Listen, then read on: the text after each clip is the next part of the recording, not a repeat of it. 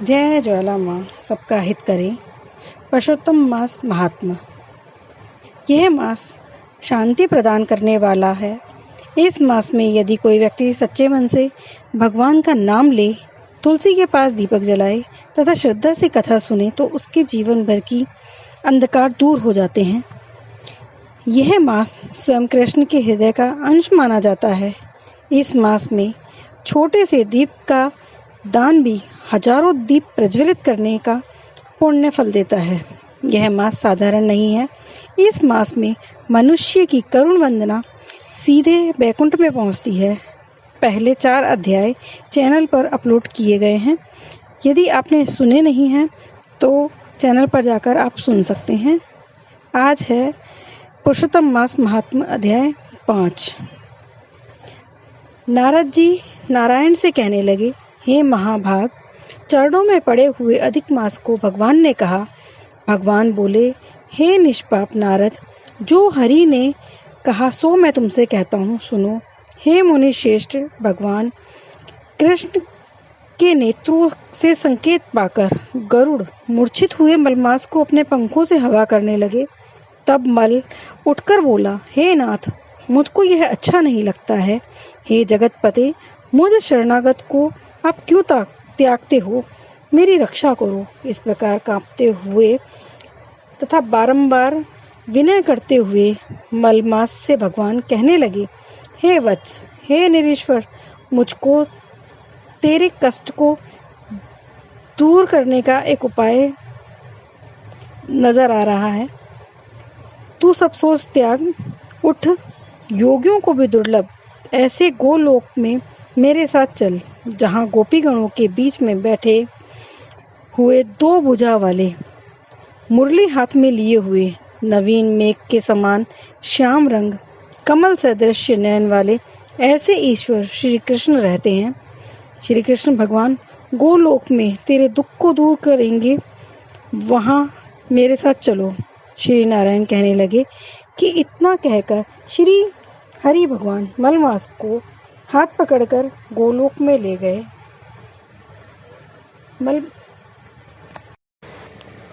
मल मास में यानी पुरुषोत्तम मास में सुनी जाने वाली और भी कहानियाँ मैंने पहले अध्याय में सुनाई हैं। अब दूसरी एक सालिग्राम जी की कहानी आपको सुना रही हूँ। एक समय की बात है, एक बुढ़िया माई थी। सालिग्राम की बहुत बड़ी भक्त थी। वह उनका बहुत पूजा अर्चना करती थी।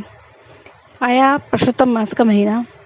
बुढ़िया ने सोचा, इस बार पुरुषोत्तम के मास में स्नान करूंगी और गंगा स्नान के लिए जाऊंगी। लेकिन उसे ख्याल आया कि उसके पीछे से सालिग्राम का क्या होगा, उनकी सेवा पूजा कौन करेगा। ऐसा सोच करके वो अपनी पड़ोसन के पास गई। उसने अपनी पड़ोसन से कहा कि मुझे गंगा जी स्नान के लिए जाना है, पुरुषोत्तम मास के स्नान के लिए तुम मेरी सालिग्राम जी की सेवा पूजा कर लोगी? पड़ोसन कहने लगी, हाँ हाँ कर लूँगी, परंतु मुझे सेवा अर्चना नहीं आती है, करूँगी कैसे? बुढ़िया माई कहने लगी, कुछ नहीं, प्रातः उठकर नहा धोकर गंगा जल से इनका स्नान कराना, दूध का भोग लगाना, दीप जला देना। पड़ोसन कहने लगी, ठीक है, ये तो बहुत ही आसान है। बुढ़िया माई अपने सालिग्राम को दे करके पड़ोसन को गंगा स्नान के लिए चली गई। अगले दिन बुढ़िया माई की पड़ोसन उठी, स्नान ध्यान करके और सालिग्राम जी को गंगा जल से स्नान कराया, दूध का भोग लगाया। भोग लगा करके अपने अन्य कामों में लग गई। थोड़ी देर में वह आती है, दूध तो वैसा का वैसा रखा हुआ है।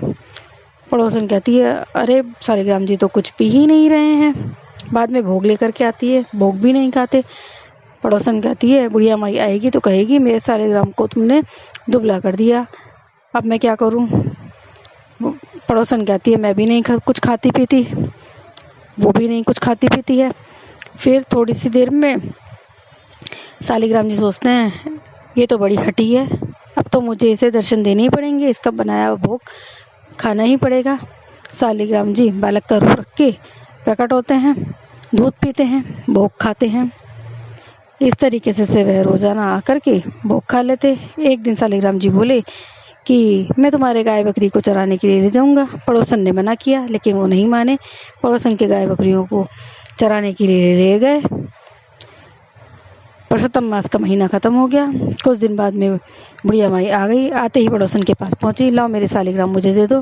पड़ोसन कहने लगी, अभी गाय बकरी चराने गए हैं, लौटेंगे जब ले जाना। बुढ़िया माई शोर मचाने लगी, नहीं मुझे तो मेरे सालिग्राम अभी चाहिए। पड़ोसन ने कहा, जब आएंगे तब ले जाना। आसपास के लोग कहने लगे कि देते क्यों नहीं हो तुम। तब वो कहने लगी, पड़ोसन सालिग्राम जी तो गाय चराने के लिए गए हैं, लौटेंगे जब मैं दे दूंगी। सब अपने अपने घर चले गए। थोड़ी देर में सालिग्राम जी गाय चरा कर आए और अपने स्थान पर बैठ गए। पड़ोसन ने सालिग्राम जी को उठाया और ले जा कर के बुढ़िया माई को दे दिया। बुढ़िया माई कहने लगी, घर में छुपा कर रखे थे, देने का मन नहीं था, इसलिए इतना झगड़ा किया। पड़ोसन ने कहा, नहीं मैं सच कह रही हूँ, ये गाय चराने गए थे। पड़ोसन ने हाथ जोड़ करके सालिग्राम जी से प्रार्थना की कि बुढ़िया माई को भी अपना असली रूप दिखा करके धन्य करो, और मैं सच कह रही थी। ये बताओ, सालिग्राम जी ने बुढ़िया माई को भी दर्शन दिए। बुढ़िया माई ने काफ़ी पड़ोसन से क्षमा मांगी तथा सालिग्राम जी से भी क्षमा मांगी। हे सालिग्राम जी, जैसे आप पड़ोसन पर प्रसन्न हुए, वैसे कहते सुनते हुंकारा बढ़ते सब पर प्रसन्न होना, सबको दर्शन देना। जय श्री हरि की जय हो। धन्यवाद।